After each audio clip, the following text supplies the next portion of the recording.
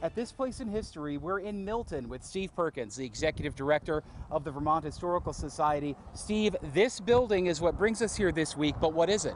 Sure, Mike. I think you can see over our heads it says Milton Co-op Creamery. Right. So we're going to explore what is a creamery and why are they important to towns like Milton.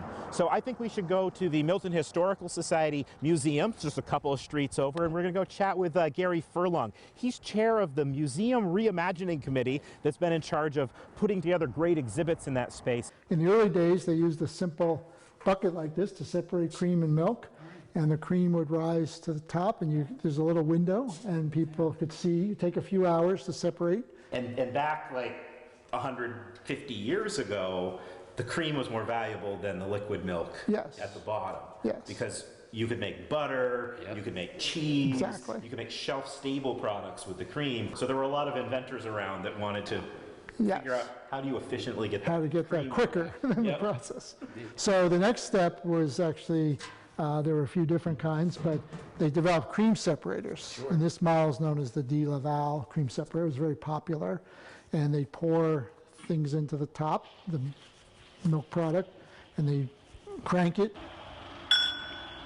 And there's a process, it's physics really. The heavier milk would go out one side and the cream into the other. So it would be a very efficient process to get it done quicker. Spinning it, right? Spinning it, yeah, you crank It's like it. a centrifuge. Yes, exactly, like a centrifuge. And this was used in Milton?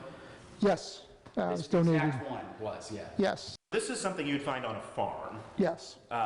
But at some point, production of milk products grew that it was no longer a farm-based Right. product anymore. And so towns like Milton, which are a little larger than others, started to create creameries. Milton had the Whiting Creamery in West Milton, and then the Milton Co-op Creamery opened in 1919 down on Railroad Street, and that was a big operation because it was near the railroad. They could ship product to Boston, and they had receiving stations in a number of communities around, so farmers would just go to the receiving station, turn over their product, and it would be brought down to the creamery here.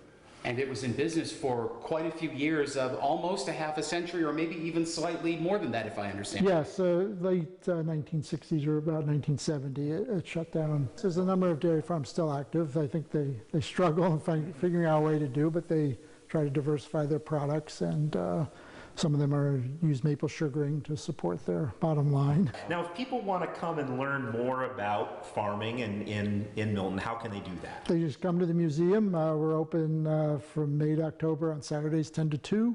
If they want to come at a different time, they just need to contact us because we're willing to open for, school kids or whatever they want to see here. The cream rises to the top in Milton at this place in history. This is Local 44.